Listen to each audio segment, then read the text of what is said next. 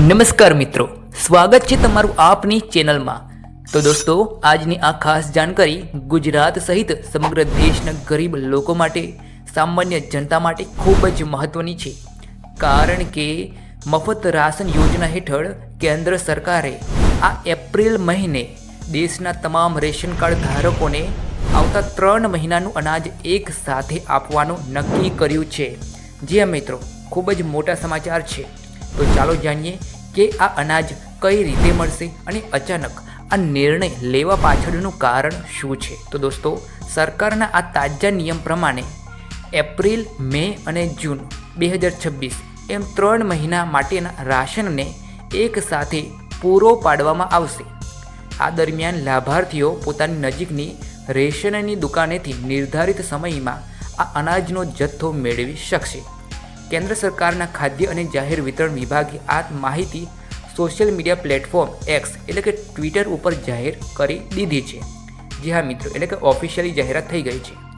સરકારે હજી સુધી આ નિર્ણય પાછળ કોઈ ચોક્કસ કારણ જાહેર કર્યું નથી, પરંતુ મિત્રો, હાલ જે વિશ્વભરમાં કટોકટીની સ્થિતિ સર્જાઈ છે તેને લઈ આ એક મોટું પગલું હોઈ શકે છે।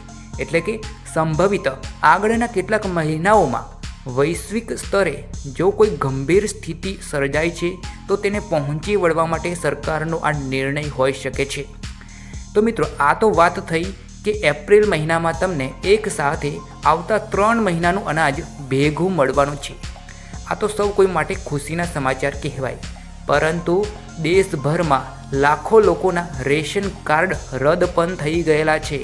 જ્યાં મિત્રો, આ પહેલાં સંસદમાં માહિતી આપવામાં આવી હતી કે 2025માં કુલ 41 લાખ અપાત્ર રેશન કાર્ડને રદ કરી દેવામાં આવ્યા છે। જ્યાં મિત્રો, સૌથી વધુ રદ કરાયેલા રેશન કાર્ડની વિતરણ રાજ્યો પ્રમાણેની વિગત આ મુજબ છે। હરિયાણામાં 13.43 લાખ રેશન કાર્ડ રદ થયા, રાજસ્થાનમાં 6 લાખ રેશન કાર્ડ રદ થયા, ઉત્તર પ્રદેશમાં 5.97 લાખ રેશન કાર્ડ રદ થયા, પશ્ચિમ બંગાળમાં 3.74 લાખ રેશન કાર્ડ રદ થયા, જ્યારે મધ્યપ્રદેશમાં 2.60 લાખ રેશન કાર્ડ રદ થઈ ગયા છે।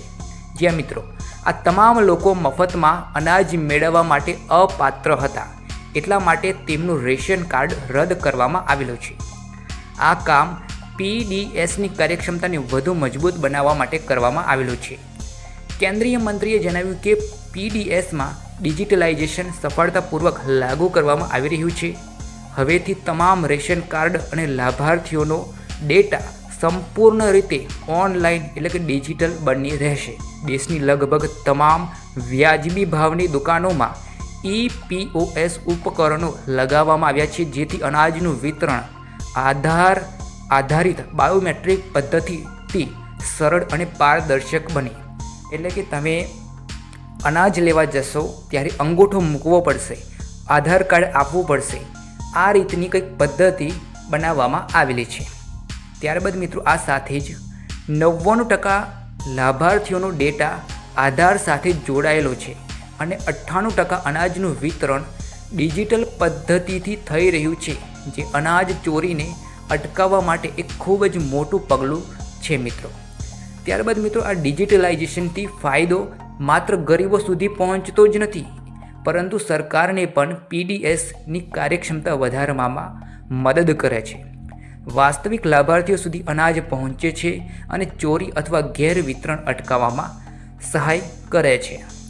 સમૂહમાં મળતી માહિતી પ્રમાણે હવે લાભાર્થીઓને પોતાના રેશન કાર્ડ સાથે કોઈ ભૂલ કે અવરોધનો સામનો નહીં કરવો પડે અને પૂરો રાશન સમયસર મળી રહેશે।